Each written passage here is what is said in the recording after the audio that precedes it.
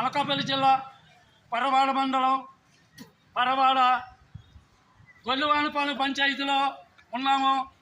పంచాయతీలు ఎన్టీఆర్ కాలనీలో సమస్యలు ఎక్కువగా ఉన్నాయని నా దృష్టికి తీసుకొచ్చారు.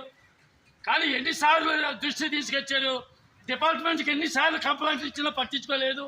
నిత్యావసర వస్తువులు రాత్రే కూరగాయలు, తర్వాత పంచదార, నూనె ప్యాకెట్లు, పప్పులు, దినుసులు పెంచేశారు.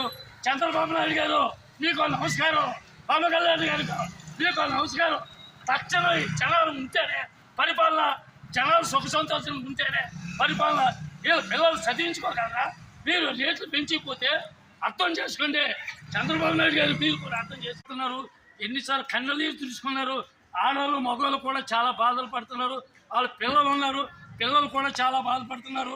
ఇమ్మీడియట్గా తక్షణమే దృష్టి పెట్టి, ఈ కాలనీకి దృష్టి పెట్టి ప్రతిరోజు డిపార్ట్మెంట్ ఎంక్వైరీకి రావాలి, అర్థం చేసుకొని న్యాయం చేస్తారని మేము కాంగ్రెస్ తరఫున కోరుకుంటాం.